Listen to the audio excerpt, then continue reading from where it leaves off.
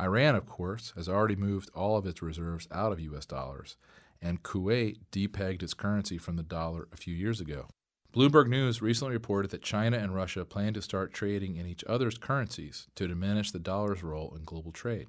Banu Bawaja of UBS Bank said, given the risk to the dollar and U.S. assets from their fiscal position, they want to reduce their dependency on the dollar as an invoicing currency. It's even happening here in the USA. Most Americans don't know that some states in the Midwest are already using alternative currencies. An NBC News affiliate in Michigan reports that new types of money are popping up across mid-Michigan, and supporters say it's not counterfeit, but rather a competing currency. Right now, for example, you can buy a meal or visit a chiropractor without using actual U.S. legal tender. What most Americans don't realize is that this is all totally legal. The U.S. Treasury Department website says that, according to the Coinage Act of 1965, there is no federal statute mandating that a private business, a person, or an organization must accept currency or coins for payment for goods and or services. I saw one report that says there are now 150 of these alternative local U.S. currencies being accepted around the country. USA Today reports that the largest of these local currencies is a currency called Berkshires, which are being used in the Berkshire region of western Massachusetts. According to the paper, since its start in 2006, the system, the largest of its kind in the country, has circulated $2.3 million worth of Berkshires. And even in places that do not yet have local currencies, store owners may now actually prefer foreign currencies rather than U.S. dollars. In Washington, D.C., just 25 miles from my office, some stores have begun accepting euros. Of course, the euro isn't much more stable than the dollar right now.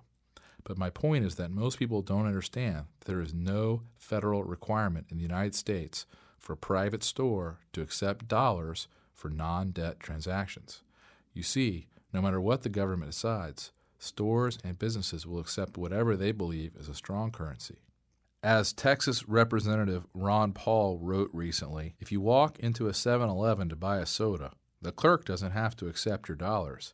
He could demand euros, silver, or copper. But because legal tender laws backing the dollar have caused the dollar to drive other currencies out of circulation, right now it's easier for stores to accept dollars. Well, all that is quickly changing. Many places in Texas now accept Mexican pesos for payment. Euros accepted signs, like this one, are popping up in, of all places, Manhattan. And not only Manhattan, but in New York's favorite summer playground, the Hamptons. There, an art gallery assistant was quoted by The Real Deal. I wouldn't want to discourage a sale in any way because of a currency issue. It's not just small stores that are accepting other methods of payment besides U.S. dollars. The Chicago Mercantile Exchange, the world's largest futures and commodities exchange board, now accepts gold to settle futures contracts. Until recently, the exchange typically only accepted U.S. Treasuries and bonds as payment. These guys obviously see the writing on the wall. This would have been unthinkable 10 years ago, but today it's a reality.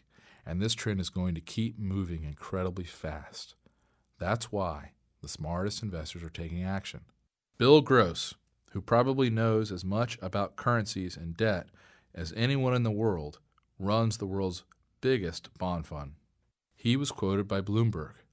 We've told all of our clients that if you only had one idea, one investment, it would be to buy an investment in a non-dollar currency. That should be on top of the list. Jim Rogers, one of the world's most successful multimillionaire investors, writes, "The dollar is not just in decline, it's a mess. If something isn't done soon, I believe the dollar could lose its status as the world's reserve currency and medium of exchange, something that would lead to a huge decline in the standard of living for U.S. citizens, like nothing we've seen in nearly a century." I know, you probably still don't believe it can happen here in the United States, but think about it. Are we as Americans really immune to the laws of economics and finance? I don't think so. And every circumstance I know of in which a government has tried to inflate its debts away has ended in disaster. It will happen here too. As Jim Rogers says, history teaches us that such imprudent monetary and fiscal behavior has always led to economic disaster. This is why World Bank President Robert Zoellick and a speech at the School for Advanced International Studies at Johns Hopkins University recently said, "The United States will be mistaken to take for granted the dollar's place as the world's predominant reserve currency. Looking forward, there will increasingly be other options to the dollar." And this is why the International Monetary Fund recently published a paper calling for a new global world currency. A paper entitled Reserve Accumulation and International Monetary Stability, written by the Strategy, Policy, and Review Department of the IMF, recommends that the world adopt a global currency called the Bancor, with a global central bank to administer the currency. The report is dated April 13th, 2010. And no, unfortunately, this is not just a bad rumor. This is a deadly serious proposal and an official document from one of the most powerful institutions in the world. Do you see where this is all heading? As Brazilian economist and strategist Ricardo Amaral wrote recently, the U.S. dollar served its purpose since the end of World War II and became the major foreign exchange reserve currency. But the days of the U.S. dollar playing that special role has reached the end of the line, since today that system is very sick and is dying a slow death. Mr. Amaral added that we will soon see the major collapse of the U.S. dollar, creating the biggest international monetary crisis the world has ever seen. This is why gold and silver prices are soaring. It's not a matter of if the U.S. dollar will lose its status as the world's reserve currency. It's simply a matter of when. Investors know there are serious problems with the U.S. dollar, so they are fleeing to precious metals, which have historically been very reliable when a country has major currency problems. It's not hard to see why people are no longer accepting U.S. dollars, why many foreign countries are pushing for a new world reserve currency. The good news is, no matter what happens, I found several ways for you to protect your savings, and you could potentially even make 3 to 5 times your money over the next few years. I'll show you exactly what to do in a moment. But first, let me explain why the collapse of the dollar as the world's reserve currency could happen much sooner than most people expect. I know many of my friends, colleagues, and family members are still in serious denial.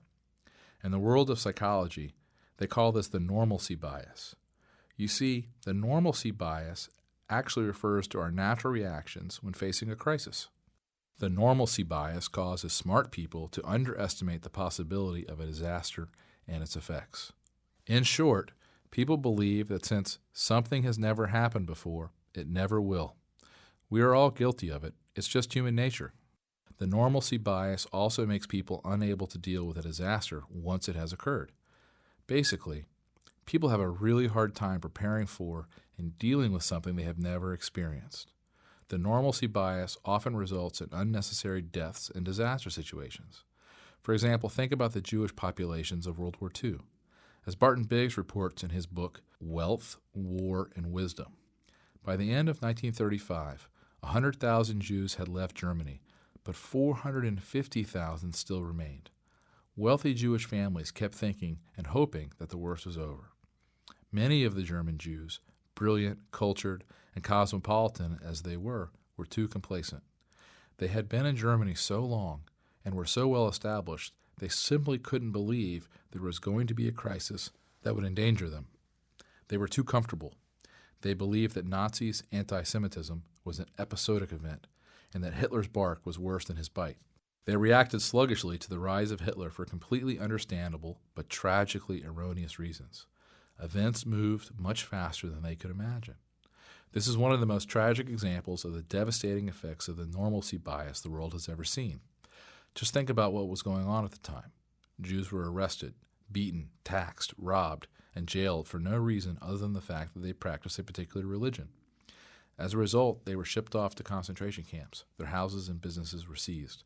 Yet most Jews still didn't leave Nazi Germany because they simply couldn't believe that things would get as bad as they did. That's the normalcy bias, with devastating results. We saw the same thing happen during Hurricane Katrina. Even as it became clear that the levee system was not going to work, tens of thousands of people stayed in their homes directly in the line of the oncoming waves of water. People had never seen things get this bad before, so they simply didn't believe it could happen. In Haiti, In Pakistan and other third world countries, sure. But they never thought something like that could happen in our country. And as a result, nearly 2,000 residents died. Again, it's the normalcy bias.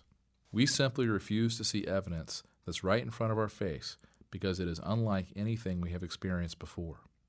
The normalcy bias kicks in, and we continue to go about our lives as if nothing is unusual or out of the ordinary. Well, we're seeing the same thing happen in the United States right now. We have been the world's most powerful country for nearly 100 years.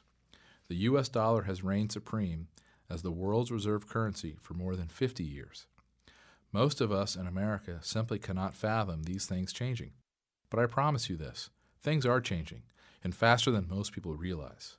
For a moment, just look at a tiny fraction of the evidence around us. Did you know that there are now nearly 42 million Americans on food stamps? That's nearly 13% of the entire population. Those numbers are up 17.5% from last year, and the number of Americans on food stamps has gone up every month for 19 months. Can a country really be in good shape when 13% of the population can't even afford to buy food? Or how about this? Although it's gone almost completely unreported in the mainstream press, a dozen or so cities across the nation, like Fresno, Sacramento, and Nashville, have hundreds of people living in modern-day Depression-era shantytowns. The Fresno shantytown has received the most publicity after a visit by Oprah Winfrey. There, about 2,000 residents are homeless. They even have a security desk at the shelter because the encampment has gotten so large. City officials say they have 3 major encampments near downtown and smaller settlements along 2 local highways. Also, according to a recent article on MSN Money, about 43% of American families spend more than they earn each year. Look at this chart. It's unbelievable. The average household carries $8,000 in credit card debt, and personal bankruptcies have doubled in the past decade. How in the world can we possibly spend our way out of the current crisis? We certainly can't do it with savings. The only answer is to print more money, which will hasten the fall of the U.S. dollar as the world's reserve currency. There's simply no one better at bending statistics than the U.S. government. Take the unemployment rate, for example. Back in the 1930s, anyone without a job but not retired was considered unemployed. Today, however, the government calculates unemployment mainly by counting the number of people receiving unemployment benefits. So, when people's benefits expire, they are no longer counted, and the unemployment rate actually falls. Ridiculous, I know. The reality is the true unemployment rate is much higher than what the government is reporting. If you don't believe me, look at 2 recent job postings I read about last week. In Long Island City, an estimated 2,000 people waited in line at the local employment office, some for as long as 4 days, to apply for 100 elevator mechanic apprenticeship positions. And in Massillon, Ohio, 700 people recently applied for a single janitorial job, paying $16 an hour plus benefits. The point is, our country is not growing jobs because the government makes it harder and harder for businesses. With current regulations in place, our country will never experience the type of growth necessary to dig our government out of the hole they've put themselves in. I'm sure you think I'm exaggerating, but just look at what the CEO of one of America's most important companies said a few weeks ago. Intel CEO Paul Otellini said in a recent speech, "I can tell you definitively it costs $1 billion more per factory for me to build, equip, and operate a semiconductor manufacturing facility in the United States." He said that 90% of the additional costs are not from higher labor rates, but from higher taxes and regulatory charges, which other nations simply don't impose.